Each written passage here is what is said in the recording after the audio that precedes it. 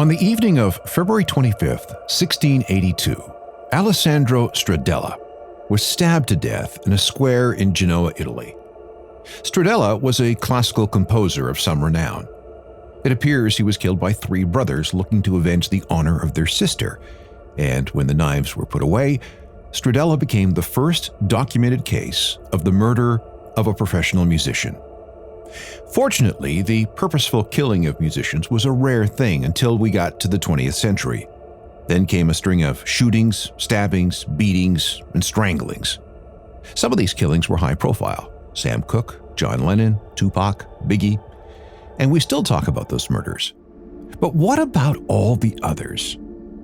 Many have faded from memory because we've either moved on, the case didn't get much attention, or the murder was solved and there's nothing else to say. But the victims need to be remembered because they were, of course, human beings. I'm Alan Cross, and this is episode 40 of Uncharted Crime and Mayhem in the Music Industry. And this time, it's a survey of musicians whose lives were cut short by someone with a gun, a knife, or even torture devices. And wow, there are some wild stories here.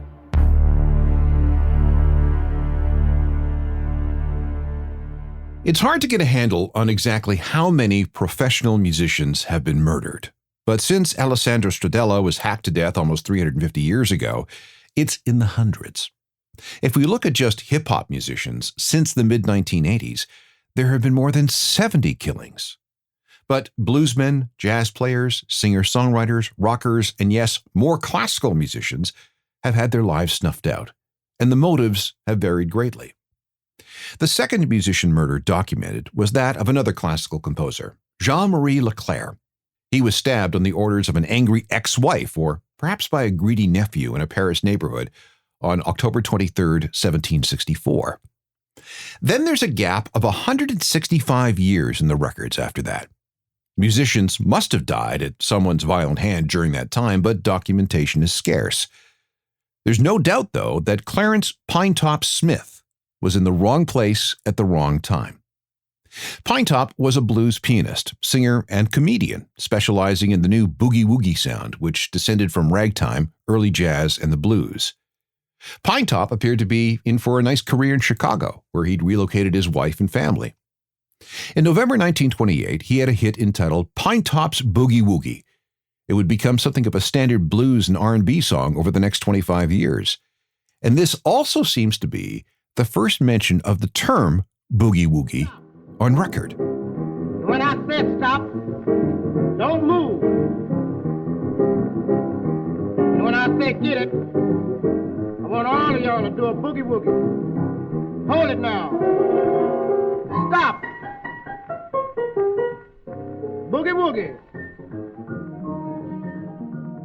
Things look great for Clarence. In addition to helping to popularize the term boogie-woogie, he was also amongst the first to lean into phrases like shake that thing and mess around. It was also really funny with his banter. Pinetop would lay down some comical stuff over his playing that was in time with the music. And this, some say, was enough to qualify Pinetop Smith as one of the founding fathers of rap. If we go a little deeper into his career, we find out that he was one of the most influential black musicians of the 1920s. Over the first 100 days of 1929, Pinetop recorded 11 songs, and he was invited to record more tunes with the Vocal Iron label for March 16, 1929. But things went very wrong. On March 14th, Pinetop met up with another musician to rehearse for the recording session. On his way home that night, he stopped into Chicago's Masonic Lodge Hall. A band was playing. There was dancing. But then a fight broke out, and Pinetop was shot. It was probably an accident, but that didn't matter. Pinetop never regained consciousness and died at 1:18 in the morning of March 15th, and he was only 24. Boogie-woogie itself evolved over the next couple of decades. It exploded in the 30s and 40s and became one of the many sounds that coalesced into a new sound called rock and roll at the end of the 1940s. This became especially true when the electric guitar appeared and guitarists started applying boogie-woogie rhythms to that instrument. Given that Clarence Pinetop Smith had such an impact in his short career, you have to wonder how different music might have been had he not been killed. And he was the first murder of a notable musician in the 20th century. About 20 years later, another influential player was murdered. Sonny Boy Williamson was from near Jackson, Mississippi. His talent was with the harmonica, and he, more than anyone else, was the person who popularized the use of the harmonica in the blues. He could make the thing sound like anything, including a pack of hounds. Blues historians call him the father of the modern blues harp. Before we go any further, let's get a sample of that. This is a 1937 recording called Good Morning Little Schoolgirl, and it became a blues standard in the 1940s. Hello, little schoolgirl. Good morning, little schoolgirl. Can I go home with you? Can I go home with you? Sonny Boy Williamson cranked out a lot of sides, recordings, in the 1940s, inspiring other players to pick up the harmonica, including Chicago legend Jimmie Rodgers. He also had an impact on guitarists like Muddy Waters and Howlin' Wolf. Later, other musicians would cover Sonny Boy Williamson's originals and copy his style. A lot of the harp playing you hear with the Beatles and the Rolling Stones and Van Morrison and Rod Stewart and the Grateful Dead and the Yardbirds, that was all inspired by Sonny Boy Williamson. In the late spring of 1947, things were going very well for him. He had gigs as a sideman and also led his own band. He recorded plenty of 78s for the Bluebird label. He even got to perform live on the radio from the Sky Club, a nightclub in Aurora, Illinois, which was pretty good for a black man in 1940s America. But on June 1st, 1947, Sonny Boy was walking home from a gig at Chicago's Plantation Club on the city's south side. He stopped in at a house where there was gambling and drinking. Sonny Boy got on a hot streak and managed to win a couple of pots from a few very dangerous gamblers. In fact, he won more money that night than he'd ever had in his entire life. He knew when to fold them, so he said, "Good night, gentlemen," cashed in his chips, and left. As he passed a tavern about a block from his home, he was jumped by 3 or 4 men. The story is that these were the same white gamblers from whom Sonny Boy had liberated a substantial amount of money. He was shot. Sonny Boy managed to make it the remaining half block to his home. His wife found him leaning against the front door, bleeding. She helped him into the apartment, but then he passed out. His last words were, "Lord have mercy." He died the next morning at the age of 34. Again, we have a situation where a bright star and an incredibly influential musician had his life cut short. What might he have done to influence the development of rock and roll more than he already did? Today, Sonny Boy is considered to be an essential part of blues history, and many of his songs are still blues standards performed all over the world. The first gay musician to be murdered may have been Mark Blitzstein. He was an American composer who became famous for becoming involved in dozens of Broadway productions, including And the Cradle Will Rock, a 1937 Orson Welles musical. He also wrote music for a number of movies. But his sexuality caused problems. Blitzstein was openly gay, although he did have a marriage of convenience to a novelist named Eva Goldberg. He never spoke of his preferences to his family. And then came the McCarthyism of the 1950s. Blitzstein was not only gay, he was Jewish and a one-time member of the Communist Party. In 1958, he was subpoenaed to testify in front of the House Committee on Un-American Activities, but refused to name names when he did show up. He managed to escape the Red Scare and went back home. But in January 1964, he went on vacation to Martinique in the Caribbean. He went into a bar where it looked like he may have propositioned a sailor. And that sailor and 2 of his buddies beat Blitzstein to death. He was found in the street. At first, he'd claimed he'd been hit by a car. He couldn't, of course, say that he'd been the victim of gay bashing. I mean, this was 1964. The stigma of homosexuality was just too strong. But then he changed his mind and reported the attack. All 3 sailors were arrested and eventually convicted of involuntary manslaughter and theft a year later. But there was nothing anybody could do for Blitzstein. He died of a ruptured liver caused by the beating. He was 58. King Curtis was a saxophonist. He could play R&B, he could play jazz, and he was also brought in for some rock recordings. He led bands, played in bands, worked as a session musician, served in musical director roles, and produced records for other people. To refresh your memory, this is King Curtis. He's playing sax with the Coasters in 1958 with Yakety Yak. Take out the papers and the trash, or you don't get no spending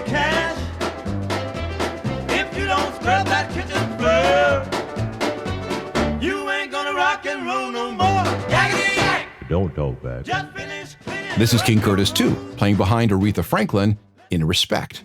And guess what? So is my money. All I want you to do for me is give it to me when you get home. Yeah, baby. Whip it to me when you get home. Now, just a little bit. R-E-S-P-C-T. In his life, King Curtis appeared on maybe 100 records. King Curtis was with Jimi Hendrix for 3 songs. His band, the Kingpins, opened for the Beatles when they played Shea Stadium in 1965. He recorded with John Lennon and Duane Allman. He's on record with Nat King Cole, Andy Williams, and Bobby Darin. And he played the biggest jazz festivals all over the world. We could say that heat killed King Curtis. On the night of August 12, 1971, he was having trouble with the air conditioning of his Manhattan apartment, which was on West 86th Street. Just before midnight, the breaker tripped, which required a visit to the fuse box. However, Curtis's access to the fuse box was blocked by a man named Juan Montanez. He was loitering on Curtis's front steps and refused to move. There was an argument, then a fight. Montanez pulled a knife and stabbed Curtis. Curtis managed to grab the knife and then stab Montanez, but not fatally. Despite being rushed to the hospital, it was too late. He died early in the morning on August 13, 1971, and King Curtis was only 36. When we come back, the story of a singer-songwriter who was tortured to death by soldiers. This is a look at some of the lesser-known murders in music history. Like I said at the beginning, everybody knows the stories of John Lennon and Tupac and Biggie. But the people in this episode, people you may have never heard of, also met the same horrible fates. Unless you know anything about the modern musical history of South America, you've probably never heard of Victor Jara. He was a singer-songwriter from Chile, specializing in folk, who was also a poet. He also worked as a theater director and a political activist. Specifically, he was a communist. This was a major problem after the regime of General Augusto Pinochet took over the country. Pinochet's regime came into power on September 11, 1973, after a bloody coup against the democratically elected president Salvador Allende. That coup was aided and abetted by the CIA under the supervision of Richard Nixon. It was the beginning of brutal military rule. Pinochet suspended all political activities in the country and went after anyone leaning socialist or communist. Jara was dead against the Pinochet regime and fought back the only way he knew how, with music. He helped establish something called the Nuevo Canciones Chilene, sorry about that pronunciation, which is the new Chilean song movement. This was very popular under the Allende government, and Jara was a supporter of Allende.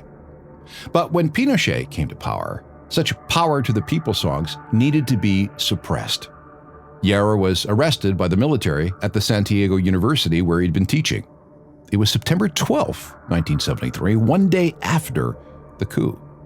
He was taken with thousands of others to the city's stadium where they were about to be disappeared. And by the end of the week, he was dead. It took many years for an account to come out, but now we think we know what happened. Like thousands of others in the stadium that day, Jara was abused and beaten by soldiers. At one point, an officer tossed a lit cigarette and told Jara to crawl and get it. But as he reached for the butt, soldiers stomped on his wrists. He was then dragged deep into the stadium where he was beaten and tortured. Jara was defiant, even singing a song called "We Will Win," the Allende election campaign song from a few years earlier. He even managed to scribble out the lyrics to a new song that became known as Estadio Chile, which he described the horror he was facing in that stadium. That was September 16th. 2 hours after he finished writing his last song, he was pulled away and shot again and again and again by machine guns. As a warning to others, his body was put on display outside the stadium along with the bodies of other dead prisoners. His body was found by supporters, brought to a morgue, and his wife had him quickly buried before she fled the country. No one was ever held accountable for Jara's murder until July 2015. That's when 7 former military officers were charged, including Colonel Mario Manqueras Bravo, who was in charge of security at the stadium on that day in 1973. Also charged, Jose Adolfo Parandilla Marquez, who fired the first bullet into Ura's head. He was 40 when Ura died. The 7 soldiers were between 73 and 85 by this time. The trials were followed by everyone in Chile. And when it was finally all over, they got sentences of between 8 and 25 years. Other trials were carried out across Chile and in Florida, where some of the soldiers had fled. Let me quote from Estadio Chile. "There are 5,000 of us here in this small part of the city. We are 5,000. I wonder how many we are in all the cities and in the whole country. How hard it is to sing when I must sing of horror, horror which I am living, horror which I am dying. To see myself among so much and so many moments of infinity, and in which silence and screams are the end of my song." Today, Victor Jara is considered a hero and martyr in Chile. Albert Jackson Jr. was a songwriter, drummer, producer, and the founding member of the great instrumental band Booker T and the MGs. If you know anything about them, they were an essential part of creating the soulful sound of Memphis, especially with the Stax label. In fact, they were the house band at Stax, providing backup for everyone from Wilson Pickett to Otis Redding. They also had big admirers in Creedence Clearwater Revival and the Beatles, especially John Lennon. A couple of the guys would later appear in the Blues Brothers band, both on record and in the movie. When they had the time, they'd also work on their own music, some of which became massively popular. No matter how old you are, I'm pretty sure you've heard this top 3 hit from 1962. It's been used a million times in movies, TV, commercials, and of course, on the radio.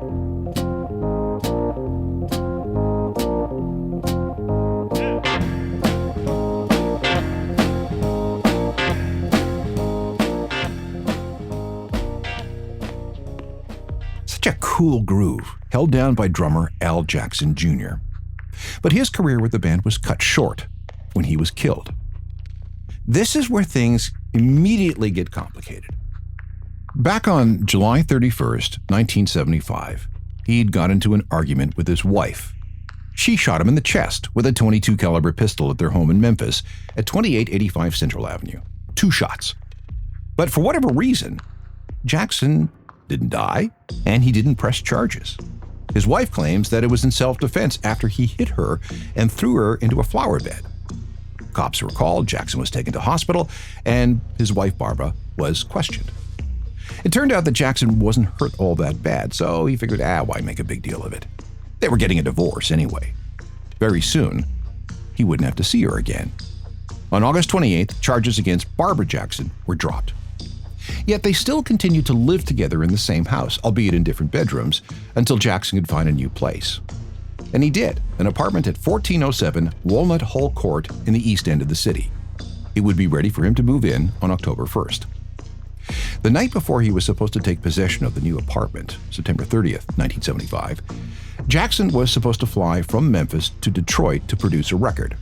But then he got an invitation to see the Muhammad Ali-Joe Frazier fight, which was being shown on closed-circuit TV that night at the Mid-South Coliseum in Memphis. Ali was at his peak, and Frazier was his mortal enemy. Of course he wanted to go to the fight. Jackson called ahead to the studio in Detroit. "Can we put things off until tomorrow? I gotta see my man Ali fight."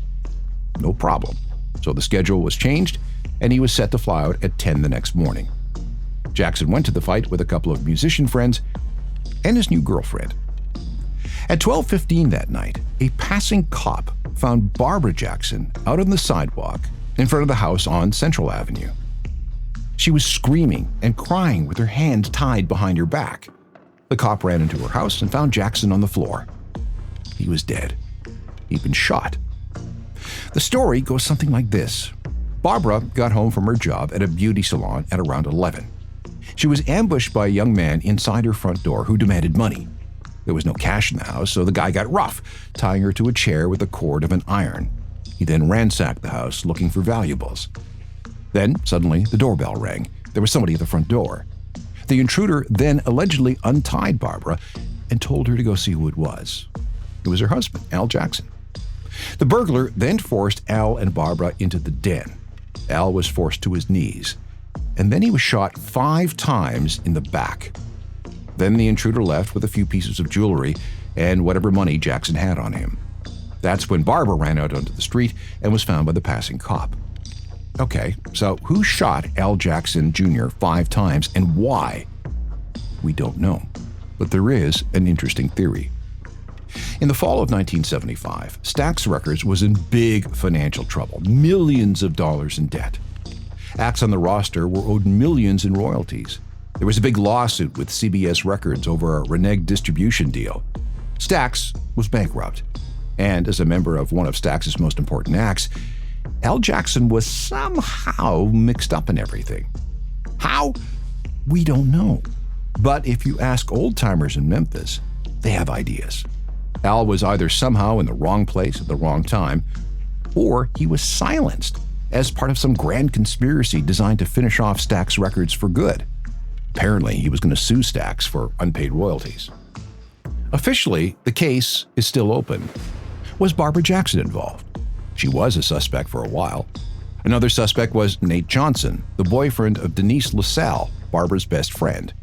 He was on the FBI's most wanted list for a while, but he was killed in an unrelated police shootout in 1976. And then there's the unnamed black policeman who was dating Barbara at the time. Charges were filed but then dropped. So again, who killed Al Jackson Jr.? His murder remains a mystery. Jackson is buried in the New Park Cemetery in South Memphis. Our next murder story is incredibly tragic. It's the death of Motown great Marvin Gaye, the Prince of Soul, who had dozens of hits like this.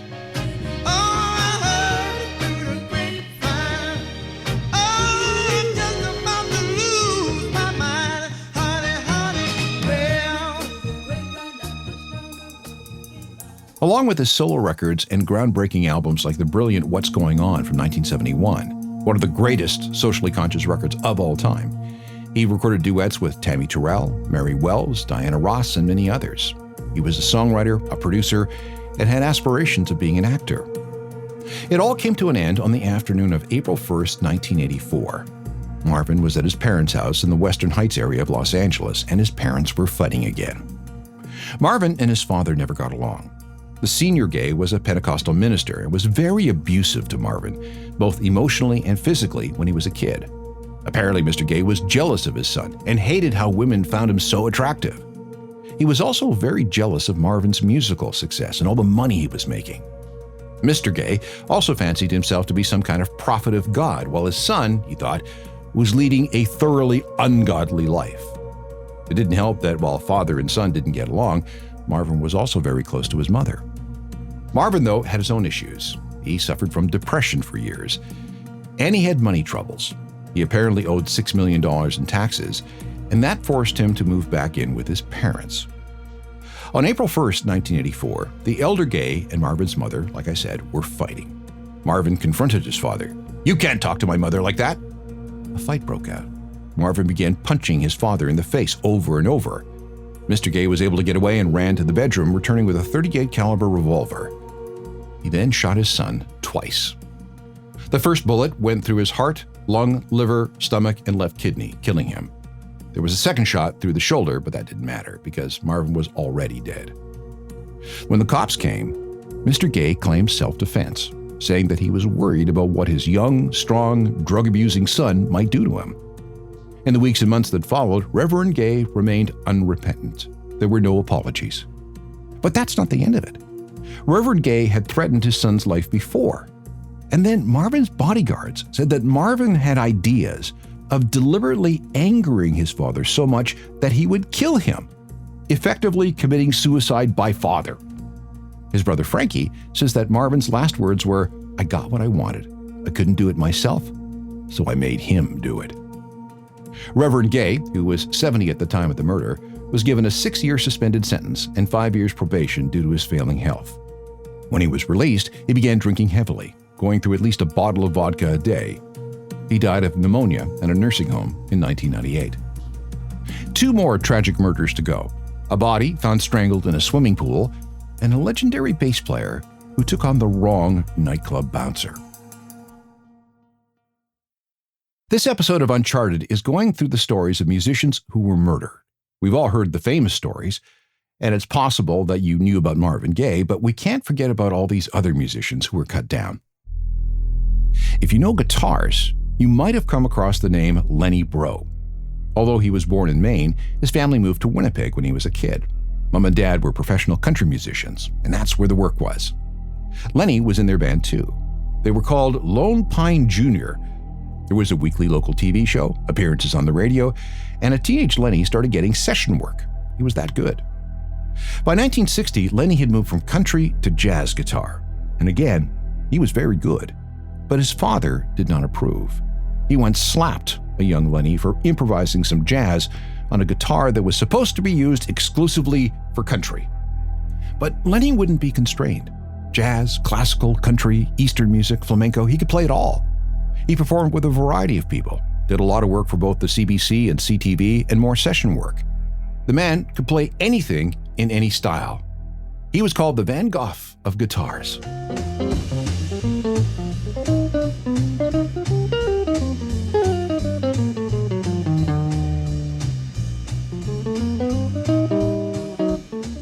Lenny Breau became known for playing a 7-string guitar, treating it like a pianist would approach a keyboard. He was so good at using harmonics. Lenny left Winnipeg in 1976, moving through various cities before landing in Los Angeles in 1983. He became a writer for Guitar Player magazine, did a bunch of teaching, performing, and recording, and he also kept in touch with old friends like Randy Bachman of BTO and the Guess Who. By the way, the jazzy guitar we hear in the Guess Who song Undone and in BTO's Blue Collar, they sound that way because Randy Bachman was trying to emulate Lenny Breau. And when she found out she couldn't fly, it was too late. It's too late. She's gone too far. She's lost the sun. Lenny had addiction problems, which explains some of his itinerant ways. The drugs and booze settled in as far back as the early 1960s, so they were a real issue. By the time he got to his 40s, he was, however, straight and sober, and things should have been good for him. But on August 12, 1984, he was found floating in a rooftop swimming pool of his apartment building in Los Angeles. At first, it looked like an accidental drowning. He was drunk or high. But no. The coroner ruled that he had been strangled. It was a homicide. It appears that he was strangled somewhere else and then his body was dumped in the pool to make it look like a drowning. Okay, who did it? At first, his wife Jewel was a suspect. They'd only been married about 4 years earlier, but they already weren't getting along. They'd break up, spend some time apart, and then get back together. Your standard rinse and repeat. Witnesses say that Jewel had lunged at Lenny's neck before in the past, but there was no evidence that could be used against her. And without her, there are 0 suspects. Lenny Breau's murder remains unsolved. The final dead body on this particular episode about murdered musicians belongs to another jazz great, the bassist Jaco Pastorius. Ask any hardcore bass player about him, and they'll tell you that Jaco was one of the greatest of all time. He could play intricate lines so fast, and he was a massive influence on bassists around the world. Like who? Well, Flea of the Chili Peppers, Michael Jackson, Jeff Ament from Pearl Jam, Van Halen's Mike Anthony, Timmy C from Rage Against the Machine, and so many others from so many different genres. This is a guy who played a 90-minute bass solo at the Newport Jazz Festival, and nobody seemed to mind. Come on, come over as fast as you can. You're afraid that you won't like it, but you don't understand. Again, you would think that Jaco would have had it made and would be enjoying his life and career, and I'm sure he did. But then came September 11th, 1987. That night, after getting a friend a couple of tickets to a Carlos Santana show at the Sunrise Musical Theater in Sunrise, Florida, Jaco got very, very drunk, and he tried to sneak on stage. Jaco thought this would be cool because he'd known Santana for years, back to when Jaco was in the band Weather Report, and they were close with Carlos. This night, though, he just jumped out of his seat onto the stage and then stood there behind Santana's bass player. Jaco was interrupted by security and kicked out of the venue. This would be the time to tell you that Jaco could be a little crazy. He'd been arrested around Fort Lauderdale a number of times and charged with being drunk and disorderly. He was often abusive to women. He'd been charged with resisting arrest at least once. Stealing drinks from other customers at local jazz clubs was a problem. Stealing a car and driving it around a running track at a local school in the middle of the night. A break and enter or two. And then there was the time he was arrested for riding naked on the hood of a pickup truck. Jaco had been diagnosed with manic depression too, and had been prescribed lithium. That calmed him down a bit, but he also had side effects like hand tremors. Not good if you're an expert jazz player. He was prescribed another drug called Tegretol, but it made his fingers numb. Again, not good for a jazz player. Getting tossed out of the Santana gig greatly annoyed Jaco, and he was a belligerent drunk. He disappeared. A friend heard from him at around 1:30 in the morning, but then he got mad and hung up the phone. Jaco then moved to a bar called the Midnight Bottle Club in a nondescript strip mall where he tried to kick in a glass door. This is when he met his second security problem of the night. Jaco ran into Luke Haven, an employee of the Midnight Bottle Club who just happened to be an expert in martial arts. He later said that Jaco was drunk, abusive, and basically not all there. Luke gave him a push back from the door. It was probably some kind of shot to Jack's left temple because Jaco then fell backwards and hit his head on the concrete. Haven said it happened once. Doctors would later say that they felt he must have hit his head 6 or 7 times. At the hospital, Jaco was found to have multiple facial fractures, both eyes swollen shut, and a very busted up right eye. It was basically out of its socket. His left arm was in bad shape, and there was massive internal bleeding. So was this Haven's doing? Maybe, maybe not. Yes, Haven, a third-degree black belt in karate, may have thrown some punches. And when they came, Jaco didn't defend himself at all. Jaco had been arrested 2 days before the incident at the Midnight Bottle Club for getting into a bar fight, screaming how no one loved him but God. And he was beaten badly that time too. Those injuries were obviously present when he finally died. So how much the final encounter with Luke Haven contributed to his death is difficult to say. Jaco was left bleeding in the alley by the Midnight Bottle Club. A woman found him there at around 4 a.m. He fell into a coma, and then he had a brain hemorrhage. He was taken off life support 9 days later and died at the age of 35. Just like we heard with Marvin Gaye, it is possible that Jaco Pastorius had something of a death wish. When his second wife heard that he'd been killed, she said, "He finally got some sucker to do the job for him." Other members of the family had similar feelings because they knew how Jaco could melt down. Luke Haven was originally charged with second-degree murder but bargained that down to manslaughter. He was sentenced to 22 months but was released in 4 for good behavior. Meanwhile, one of the greatest bass players of all time was gone at the age of 35. The list of murdered musicians is a long one. Not all of these deaths are high profile, but whatever the circumstances, these were real people, and they should not be forgotten. We'll come back to this topic in the future. You can catch up on all episodes of Uncharted by downloading them from your favorite podcast platform. If you have any questions or comments about anything you hear on the podcast, shoot me an email, alan@alancross.ca. We can also meet up on all the social media sites along with my website, ajournalofmusicalthings.com, which is updated with music news and recommendations every day. There's the free daily newsletter you should get, and please check out my other podcast, The Ongoing History of New Music, which deals with rock music at large. There are hundreds and hundreds and hundreds of episodes that you can enjoy for free. See you next time for more stories of crime and mayhem in the music industry. Episodes arrive every 2 weeks. Technical productions by Rob Johnston. I'm Alan Cross.